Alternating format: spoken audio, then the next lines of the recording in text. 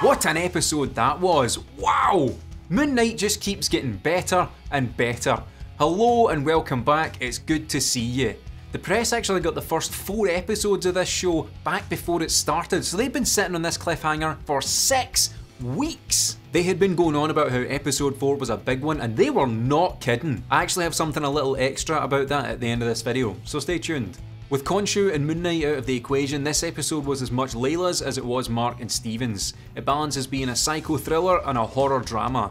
Think The Mummy meets Indiana Jones meets One Flew Over the Cuckoo's Nest. We pick up where we left off last week with Steven and Khonshu turning back the sky and Khonshu being turned into an Ushabti for potentially exposing the gods to humanity.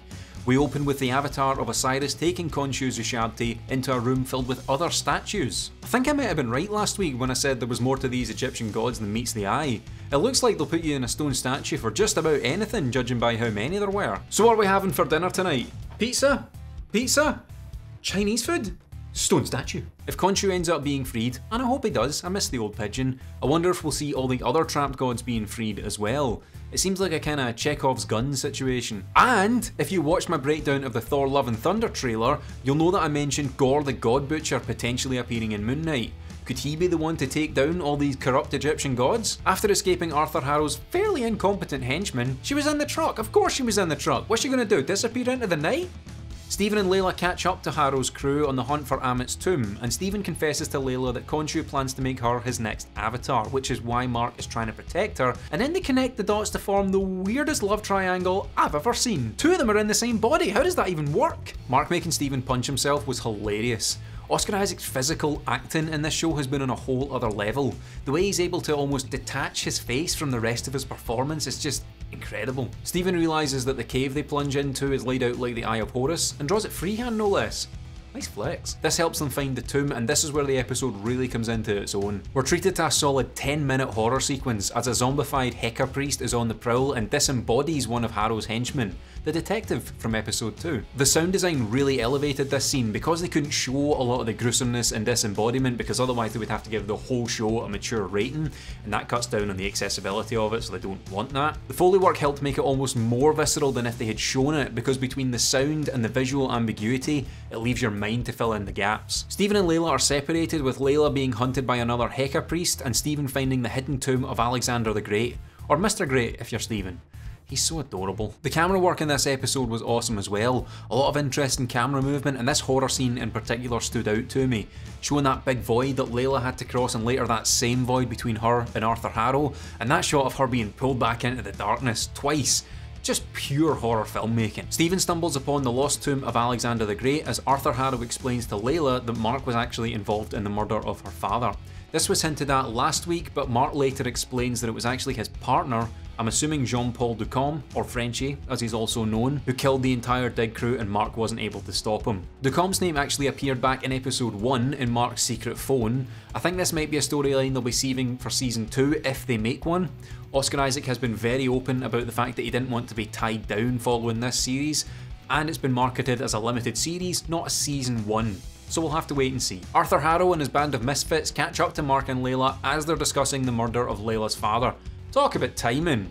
And this is where shit goes sideways. As Mark starts attacking Arthur's men, Harrow shoots him twice in the chest, knocking him into the tomb water and into a mental hospital? The last 10 minutes of this episode are pure mind-bending fuckery. Mark wakes up in what seems like a mental hospital, but everything is kind of off. There's lots of familiar faces, there's callbacks to previous episodes with the goldfish being there, one of the patients is drawing Khonshu, Mark has a Moon Knight action figure, this is pure Moon Knight, I love it! I've seen people comment and being like, he's been stuck in an asylum all along? Of course not, use your noodle.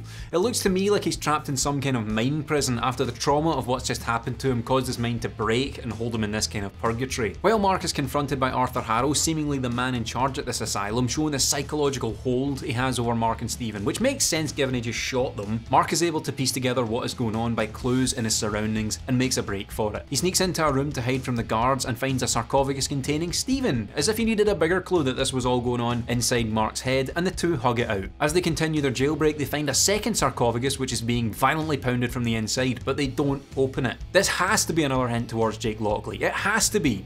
I reckon they're saving him for a last episode reveal or a post-credits stinger. I know I mentioned that this show is a one-season deal, but I just don't see them introducing Jake Lockley and fleshing that out in the last 2 episodes with everything else going on. So I'm hedging my bets we're going to see a continuation of the Moon Knight storyline, whether that's in another season, a movie, or they're planning on making him a recurring character like they're planning to do for Matt Murdock. Say it with me, we'll have to wait and see.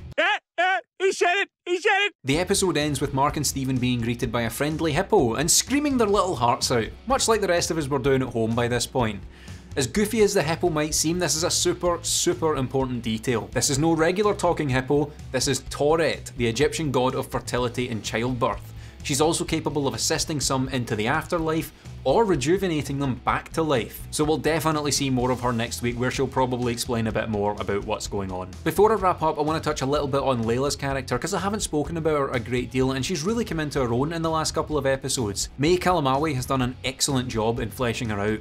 She's an MCU original character and one of the better ones at that. The trauma of losing her father and never really knowing the real Mark Spector, and the fact that she can hold her own, make her a really compelling character. Something in my gut tells me we're going to see her take on the mantle of Moon Knight for like one action sequence while Mark is trying to escape his mind prison, but I also have another theory that Mark is going to call upon the powers of Moon Knight without the aid of Khonshu, as he does in the Jeff Lemire run, which is also the same run where he wakes up in a mental asylum, so they are taking inspiration from that run. Alright, last thing and then I'll be out of your hair.